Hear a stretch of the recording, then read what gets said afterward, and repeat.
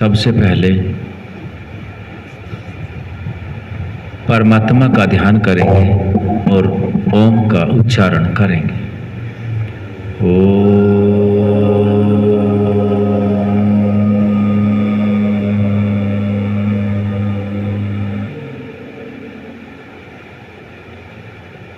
सभी कर्मों के द्वारा श्रेष्ठ उन्नति के लिए श्रेष्ठ ज्ञान की आवश्यकता होती है, जिसको हम विद्या के नाम से जानते हैं।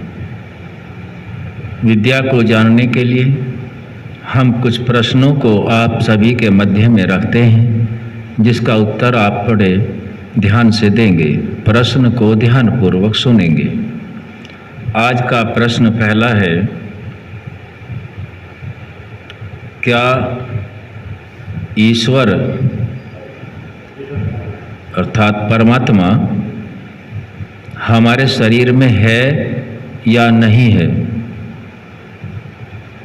इसका उत्तर नक्श आर्य देंगे। हाँ जी, ईश्वर हमारे शरीर में है। शरीर में है।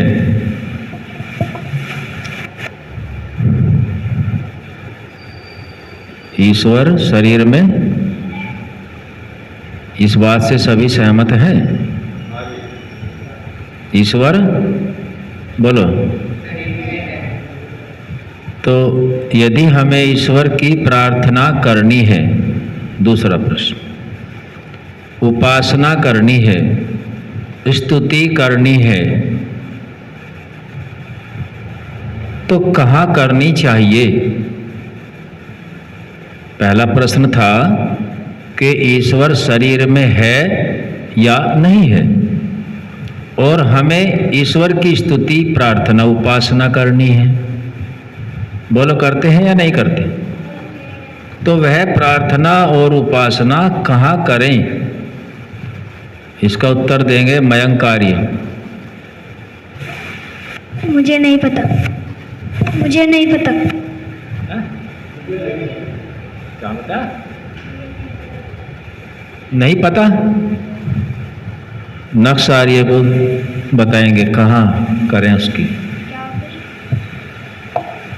अमृत आर्य को दे दो माइक। मन में। अशोक प्रधान जी बैठे हैं, इस प्रश्न का उत्तर देंगे। ओम। वैसे तो एकांत स्थान में बैठकर। पहला प्रश्न सुने। पहला प्रश्न किया गया है, क्या ईश्वर शरीर में है? हाँ जी। आप सबने बोला कि ईश्वर शरीर में है। दूसरा प्रश्न आया है, ईश्वर की प्रार्थना कहाँ करें? तो ऋषियों ने तो यो लिखा जी, गत्वा अरण्यम अपाप समीपे है जी।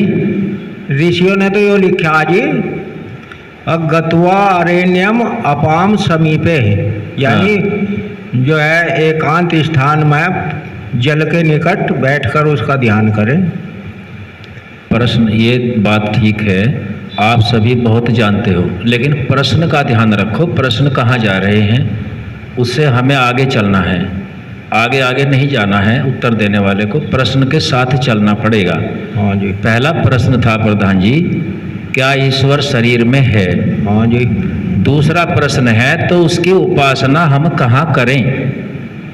उसकी उपासना तो जी एकांत स्थान में बैठकर। प्रश्न ये नहीं है, वो तो आपका अध्ययन है, अच्छी बात है, होना चाहिए, लेकिन प्रश्न के अनुसार उत्तर ये है कि उसकी उपासना शरीर में ही करें। हाँ जी। हाँ, जैसा प्रश्न है वैसा ही उत्तर देना है। आप सब विद्वान हैं, अच्छी बात है, लेकिन प्रश्न को भी ध्यान में रखें। हाँ जी, दोहरा लेते हैं। पहला प्रश्न किया गया था, क्या शरीर में ईश्वर है? बोलो हाँ या ना। शरीर में ईश्वर है, तो शरीर में ईश्वर शरीर में है, तो ईश्वर का ध्यान कहाँ करना चाहिए? और फिर तो शरीर के अंतःकरण में ही करते हैं जी। आप शब्द आगे मत बढ़ाओ, शब्द मैं बढ़ाऊंगा। कहाँ करना चाहिए? कहाँ करना चाहिए ईश्वर का ध्यान? अच्छा, ये सही बात है या गलत है? इसका उत्तर देंगे भूपेंद्र आर्य जी। सही है, शरीर से ही जो है परमात्मा ने शरीर दिया उपासना करने के लिए। अब अशोक प्रधान जी ने प्रश्न बोला था समीपे। सबसे पहले प्रश्न ध्यान से सुने। हमें कोई परेशानी है तो सबसे पहले हमें दूर तलाश करना चाहिए या अपने समीप में? जो हमें कोई परेशानी है, हमें कोई इच्छा है और वह पूर्ति हमारी समीप में भी हो सकती है, दूर भी हो सकती है, तो हमें दूर से उस इच्छा की पूर्ति के लिए प्रयत्न करना चाहिए या जो समीप है वहाँ पे प्रयत्न करना चाहिए? अश्विनी गुरुजी इसका उत्तर दे देंगे। अपने समीप में ही करना चाहिए जी। क्यों जी, समझ में आया? जब हमारे समीप में, आसपास में कोई उपलब्ध है हमारी इच्छा पूर्ति, तो हमें दूर जाना चाहिए कि समीप में?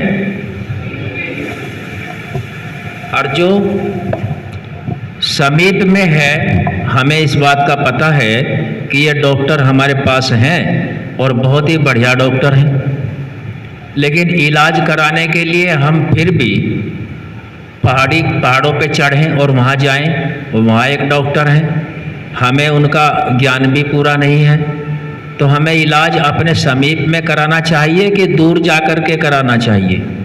समीप में ही कराना चाहिए जी। अपना इलाज कहाँ करना है? अच्छा, एक अगला प्रश्न निकलता है, यदि हमें यह ज्ञान है कि हमारे समीप में भी हमारे उद्देश्य की पूर्ति हो जाती है और बहुत दूर जा कर के समय लगा करके और धन खर्च करके पूरा भरोसा नहीं है वहाँ जाते हैं, इनमें बुद्धिमान कौन सा है? जो अपने नज़दीक से लाभ लेता है जानकारी होने के बाद, या अधूरी जानकारी के बाद दूर से लाभ लेता है? वो कौन सा अच्छा है? भूपेंद्र जी कोशिश कर रहे हैं। समीप वाला ही ठीक है। कौन सा ठीक है? अब यहाँ हमने ईश्वर के एक गुण को जाना है। ईश्वर कैसा है? सर्वव्यापक, सब जगह रहता है। ईश्वर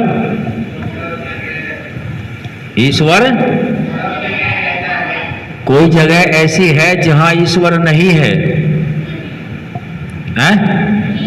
कोई भी जगह तो ऐसी नहीं है जहाँ ईश्वर मौजूद नहीं है।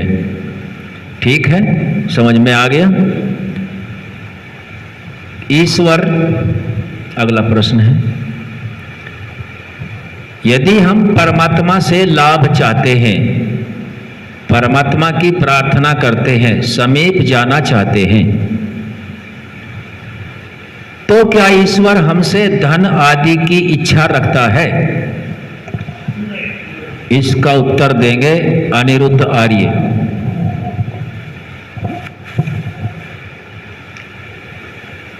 हाँ, मुझे नहीं पता। अमृत आर्य। नहीं रखता। परमात्मा धन के बदले में अपना आशीर्वाद देगा, ये सही है या गलत है?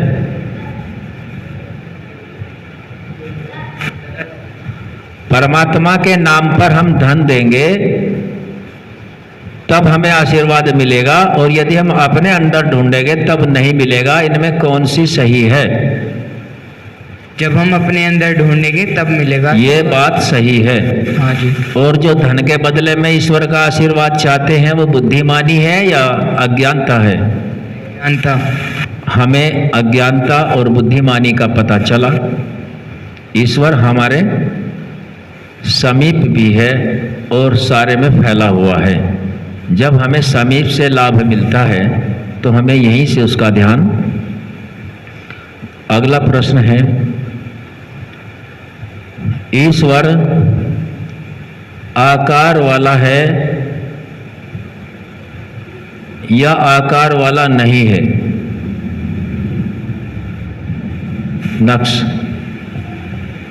नक्श आ रही है, उत्तर दो इसका। कोई आकार का नहीं है। ईश्वर आकार वाला नहीं है। नहीं है। आगे बढ़ते हैं। ईश्वर ने संपूर्ण सृष्टि का निर्माण किया, ज्ञान के आधार पर किया, आत्माओं की उन्नति के लिए किया और हर कार्य को करने के लिए अलग अलग साधन भी दिए या नहीं दिए? रोटी खाने के लिए क्या दिया हैं? रोटी खाने के लिए क्या दिया? मयंक कार्य बताओ। खाना खाने के लिए क्या क्या सामान दे रखा? माइक से बताओ। खाना नहीं खाते आप? खाते हैं। तो किस चीज से खाते हो? हाथों से। हाँ, और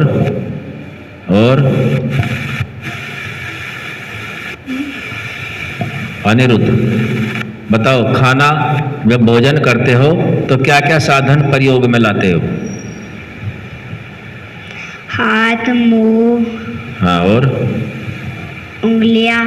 हैं? उंगलियां। भूल गया? उंगलियां और चलो अधूरा है, और बढ़ाओ। और जयपाल जी को दो ये बताएंगे, बहुत सारे सामान गिनवाएंगे ये भोजन करने में।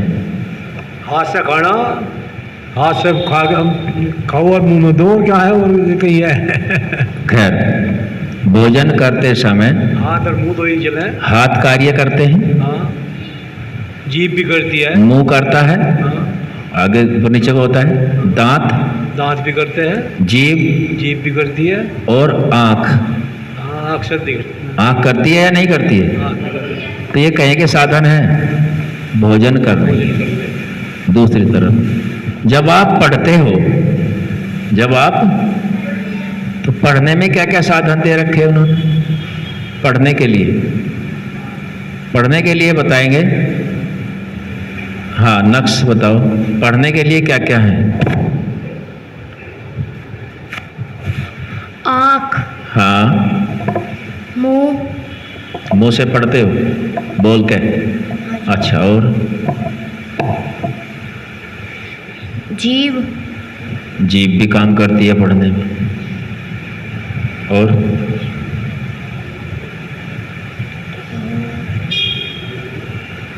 कोई बताएगा तुम में से? हाँ, अनिरुद्ध को दे, वो बताएंगे। और क्या कार्य करता है? कान और मुंह, हाथ, बोलते रहो, ऐसे थोड़ा ही। आँख, बस, और चीज रह गई। अशोक प्रधान जी बताएं और क्या छोड़ा इन्होंने। इसमें तो जी पढ़ने में तो आँख भी काम करे है, और जो है हमारा दिमाग भी काम कर रहा है, बुद्धि भी, ये ज्ञान हाँ, ये इंद्रिया, बुद्धि जो है ये छोड़ा है। हाँ जी, ये ज्ञान इंद्रिया सभी काम कर रहे हैं जी, ज्ञान इंद्रिया।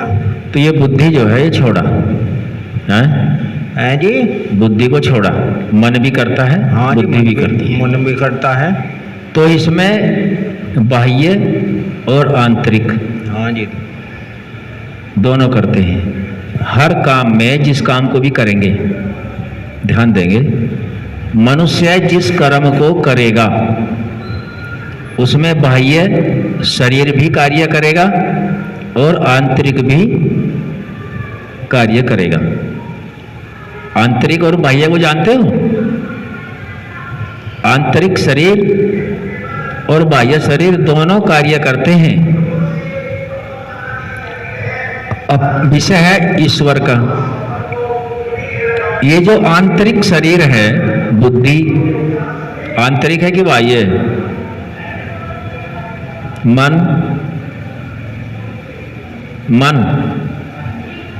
मन आकार वाला है कि निराकार है? मन का आकार है, आपने देखा? उसका आकार नहीं दिख सकता। तो परमात्मा का ध्यान निराकार का, परमात्मा कैसा है? उसका ध्यान हम आकार से कर सकते हैं? ऐसा नहीं। परमात्मा निराकार है, और ये जो हमारा बाह्य शरीर है ये आकार वाला है कि निराकार है? हैं? आकार वाला। तो इस आकार वाले शरीर से परमात्मा का ध्यान हो सकता है, हाँ या ना? उत्तर देंगे इसका अश्विनी जी, आप ध्यान से सुनेंगे। हो सकता है जी। बाह्य जो हाथ पैर आंख नाक हैं, इनसे भी ध्यान हो सकता है जी। और यदि जैसे आपने बताया हो सकता है, हाथ भी चलते हैं, आंख भी चलती है, तो आंख से यदि हम ध्यान करें गुरुजी, जी आंख उस सर्वव्यापक को देख सकती है? हाँ जी, देख सकती है। सर्वव्यापक को ये भौतिक आंखें देख सकती हैं? नहीं जी, भौतिक आंखें नहीं देख सकते, मन की आंखों से देखा जा सकता। प्रश्न भौतिक शरीर से जुड़ा हुआ है, आप समझ नहीं पाए तो दोबारा कर लेता हूं। ये जो हमारा दिखाई देने वाला आकार वाला शरीर है, निराकार नहीं, जो आकार वाला शरीर है, इस शरीर से हम परमात्मा का ध्यान कर सकते हैं, हाँ या ना? नहीं कर सकते जी। हाँ, अब आपकी समझ में प्रश्न आया है। तो ईश्वर कैसा है जी? निराकार। और शरीर कैसा है? आकार। तो इस आकार वाले से उसका ध्यान हो सकता है? नहीं हो सकता।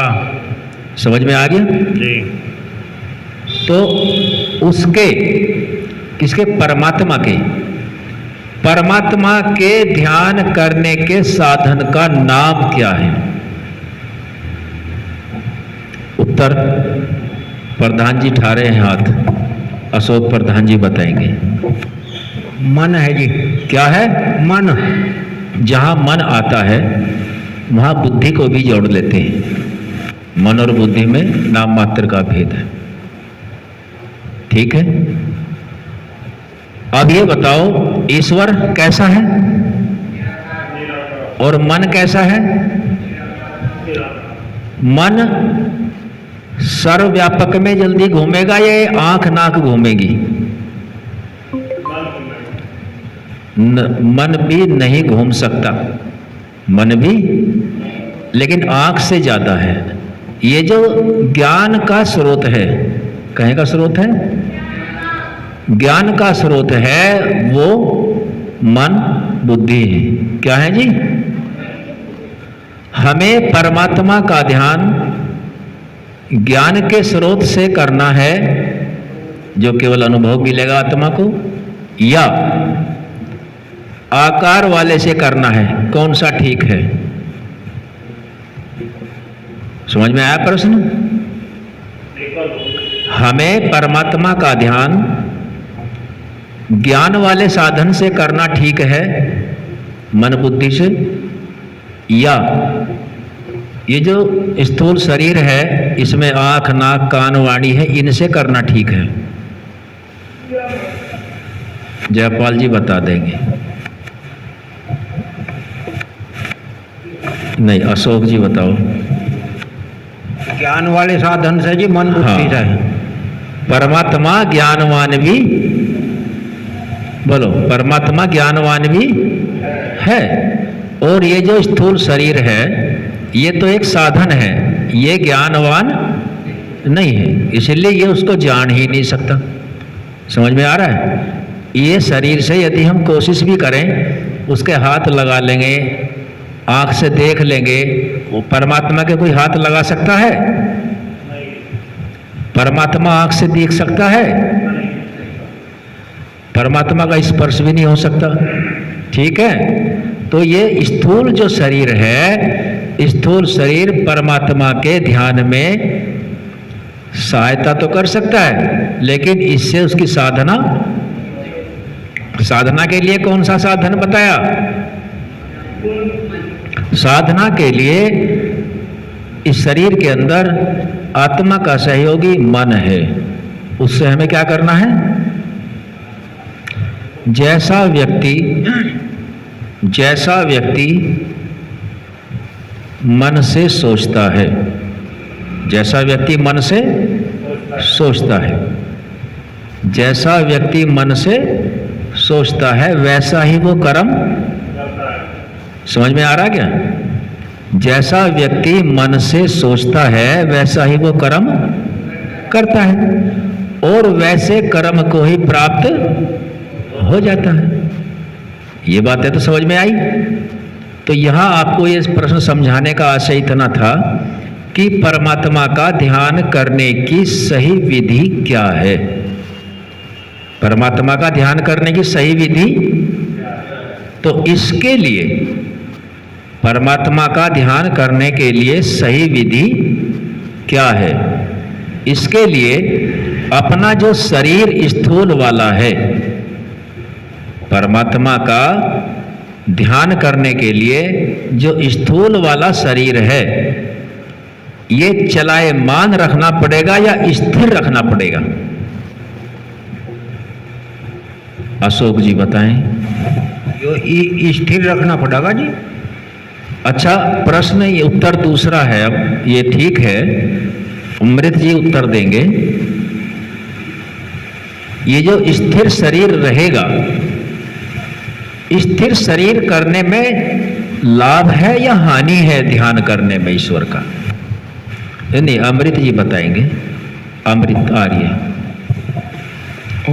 लाभ है। यदि हम स्थिर शरीर रखेंगे तो लाभ है, समझ में आया? कहे में है लाभ ईश्वर का ध्यान करने में। दूसरा प्रश्न, यदि ये स्थिर ना हो, इसके हाथ, आंख, कान आदि चलते रहें और ध्यान भी करता रहे, तो क्या हानि है? समझ में आ रहे हैं आप लोगों को? वैद्य जी बता रहे हैं, भूपेंद्र आर्य जी बताएं। फिर ध्यान नहीं कर सकते हम। हाँ जी, क्या बताया वैद्य जी ने? यदि यह शरीर कार्य करेगा स्थूल वाला और ध्यान में हम बैठ जाएं, यानी कि कान भी सुनने पर लगे हुए हैं, आंख भी देखने पर लगी हुई है, हाथ भी क्रिया पर लगे हुए हैं और वैसे हम ध्यान कर रहे हैं, तो वो ध्यान हो रहा या वैसे ही फॉर्मेलिटी हो रही, औपचारिकता हो रही है? फॉर्मेलिटी, औपचारिकता हो रही है। अगला प्रश्न महत्वपूर्ण प्रश्न है, आप बने रहेंगे। ईश्वर का ध्यान करने में, ईश्वर का हमें औपचारिकता करनी चाहिए या सही विधि अपनानी चाहिए? उत्तर देंगे इसका जयपाल सिंह।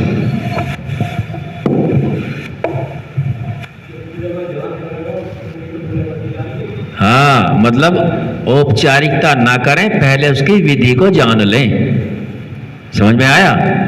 क्योंकि विधि पूर्वक, अब बताया संध्या का अर्थ भी यही है, संध्यायन्ति संध्या, जिसमें विधि पूर्वक परमात्मा का ध्यान किया जाए वह संध्या। ठीक है, तो हमें विधि पूर्वक ही कार्य करना है और ईश्वर का ध्यान करने में महत्वपूर्ण साधन का नाम बोलो, क्या है? क्या है? यदि हम मन को एकाग्र कर पाए तो हम संध्या ध्यान कर सकते हैं, और यदि मन को एकाग्र स्थिर नहीं किया तो ध्यान संध्या नहीं कर सकते।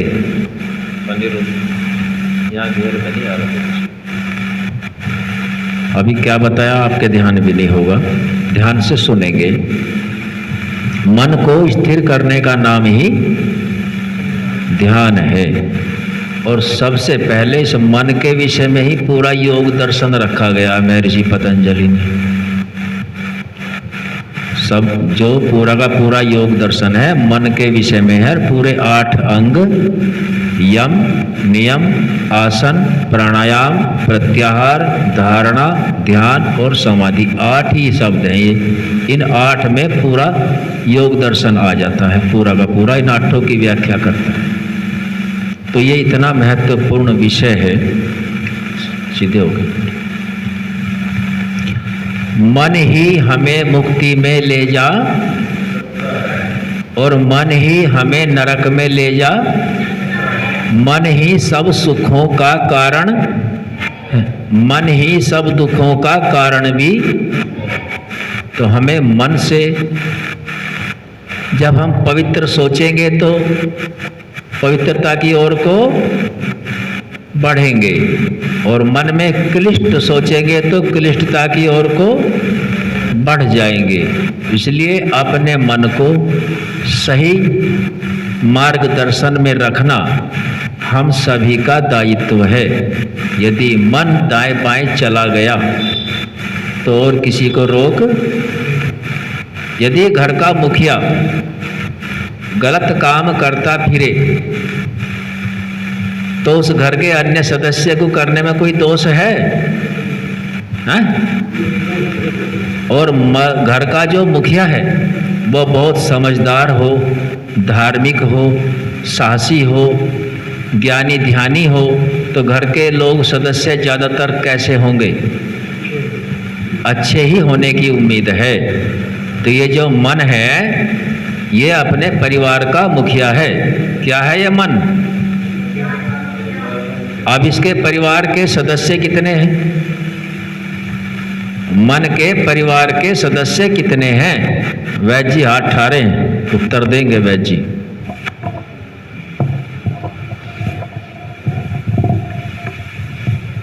पांच ज्ञानेंद्रिया और 5 कर्मेंद्रिया। क्या है जी ये? मन के सदस्य, परिवार के सदस्य हैं। और यदि मुखिया को हमने पकड़ लिया ठीक ठीक तो सदस्य ठीक काम करेंगे या गलत? अब जैसे आप ये कभी हम बात कर रहे हैं ना, कभी तो आप ऐसे किताब करते हो, कभी ऐसे करते हो, कभी ऐसे करते हो। इसका मतलब मुखिया आपका बेकार है, आपका मुखिया बढ़िया नहीं है। कभी आप किताब ऐसे कर लेते हो, कभी समझाने पर कभी ये नाखून करते हो। तो ये क्या है? मुखिया भ्रष्ट है कि ईमानदार है? तो आपको कैसा करना वो? हम लोग जो आपको कहते हैं कि व्यवस्थित होकर बैठो, ये हम उस मुखिया को ईमानदार बना रहे कि बेईमान बना रहे? लेकिन आप लोग बेईमान बनाने पर तुले हुए हो। इसलिए पूरा व्यवस्थित होकर बैठो। थोड़ा आगे जगह छोड़ो, पीछे को हटो, किताब छोड़ो, पीछे को हटो। अब आपकी समझ में आया है कि बार बार क्यों कहा जाता है कि व्यवस्थित बैठो? क्यों कहा जाता है? कि मुखिया को बेईमानी की तरफ नहीं जाना पड़े। अब तक आपका मुखिया क्या कर रहा था? गलती सलती कर रहा था, नहीं कर रहा था? समझ में आया? तो ये बैठने को क्यों कहा जाता है? कि मुखिया को ईमानदारी की तरफ ले जाया जाता है। आज हमने जो विषय रखे, परमात्मा का ठीक विधि से ध्यान करने के लिए कुछ प्रश्नों को रखा ना? समझ में आया है? अब यही विराम देते हैं, आगे फिर रखेंगे। ओम शांति शांति शांति।